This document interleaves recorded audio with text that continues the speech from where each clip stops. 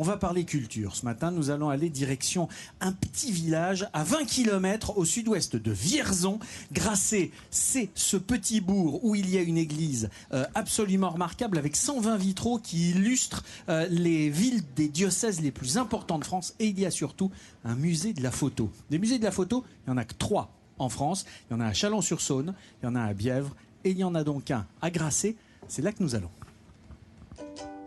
Grasset, village un peu perdu au milieu de la campagne berrichonne. Pourtant, cet homme attire ici chaque année 4000 touristes du monde entier grâce à son musée. Un jour, je suis arrivé un dimanche matin, à peine 8 heures.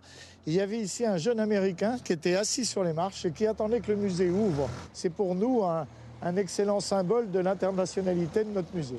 Ce qui attire ici les curieux, c'est la collection personnelle de Rémi. On voyage dans ce musée à travers le temps, entre appareils photo à chambre datant de la fin du 19e siècle et des réflexes à double objectif des années 60. En tout, 3000 appareils photo, un véritable trésor représentant 50 ans de passion. Pendant un certain temps, j'ai accumulé les appareils. Dès que j'en voyais un que je n'avais pas, il fallait que je le récupère. Et puis un beau jour, j'ai dit, tiens, il faut les faire voir. Et quand je les ai étalés, quand j'ai vu la qualité de tous ces appareils-là que j'avais, c'est là que j'ai commencé à apprécier leur vraie valeur, c'est-à-dire le fait que ce sont des appareils témoins de leur temps. Ce voyage à travers le temps a commencé alors qu'il avait 15 ans. Et ses tout premiers appareils photo ont été acquis de manière bien malhonnête. Les premiers appareils photo qui sont entrés dans ma collection, je les ai volés, tout bêtement, à la famille. Je les ai kidnappés, en leur promettant que je leur rendrais leur matériel, et puis je ne l'ai jamais rendu, voilà, c'est ça. Et puis comme le matériel photo, au bout de quelques années, devient vite désuet, eh bien, ma foi, c'est comme ça qu'on fait un musée de la photographie. Et s'il y a un appareil qui a une valeur sentimentale dans ce musée, c'est bien celui-là.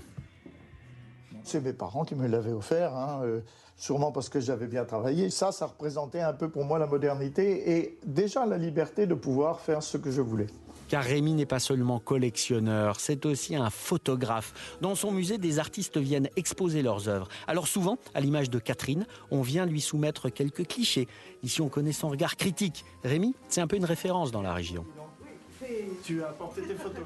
Écoute, ça c'est très bien, c'est le bon thème que tu avais déjà utilisé. Tu vois, là t'es plus dans l'abstrait. Je pense que ceux qui connaissent un petit peu Rémi savent que ce musée c'est sa vie, quoi. C'est des années quand même pour imposer sa passion au village et ce serait bien que ce musée devienne le premier de France d'ailleurs. Tu as complètement raison.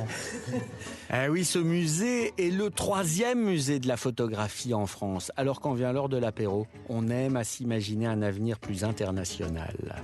C'est pas parce qu'on vit dans un village de 1500 habitants qu'on oublie le reste du monde. On a quand même une vie qui nous permet d'exposer d'abord ailleurs, un peu plus loin de chez nous. Et puis on recherche un retentissement plus national, voire international. Aujourd'hui, dans le petit village de Grasset, il est permis de rêver en cinémascope.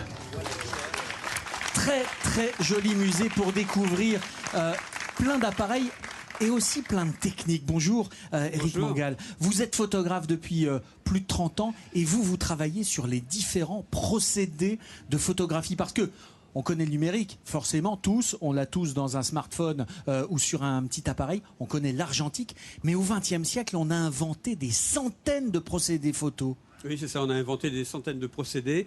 Et l'intérêt de ces procédés, c'est qu'on arrive à obtenir des images qui sont uniques. Tout dépend des procédés. Par exemple, moi, je travaille beaucoup sur un procédé non argentique qui a été inventé en 1842 et qui me permet de travailler des photos très très contemporaines et en plus qui sont stables. C'est-à-dire qu'aujourd'hui, on a le recul puisqu'on a des gommes bichromatées qui datent de 150 ans, qui sont stables, c'est-à-dire qu'ils n'ont pas bougé. Racontez-moi la photo qui est juste à côté de vous que Laurent, que notre nouveau chroniqueur Laurent présente. On lui trouve des petits rôles. On est quoi? On est entre la photographie, c'est une photo numérique au départ? Au départ, c'est une photo numérique, c'est un fichier numérique que j'ai agrandi puisque toutes ces photographies-là du 19e étaient en contact, puisqu'on n'avait pas inventé encore l'agrandisseur, ce qui fait qu'elles n'ont pas été industrialisées. Et la seule technique qui a été industrialisée, c'est l'argentique à l'époque. Alors comment vous faites là? Là, il y a à peu près 10 couches de couleurs, c'est-à-dire que je travaille avec de la gomme arabique, du pigment et du bichromate de potassium qui va en fait durcir la couche au soleil ou sous les ultraviolets.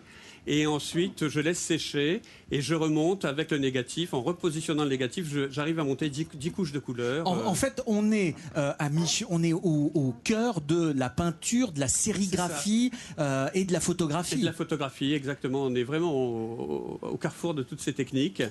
Et certaines techniques photographiques étaient même au carrefour de l'imprimerie, pratiquement, puisque l'héliogravure, l'héliogravure au grain, ça a été le début des images dans les journaux. Moi, j'adore ce que vous dites, Eric, parce que on a toujours tendance à opposer le numérique et l'argentique, alors que tout ça fait partie de la photo, et on découvre de vraies œuvres d'art qu'on a vues sur les images, et c'est vraiment, et je pense que c'est à cause de ça, grâce à ça, que la photo a ce vent en poupe en ce moment et qu'on en parle partout. Merci beaucoup. Grasset, donc, c'est capitale de la photo. Merci beaucoup, Janssen. Merci, monsieur. Grâce à vous, je me coucherai moins bête ce soir. Ça n'arrive pas tous les jours, donc merci beaucoup.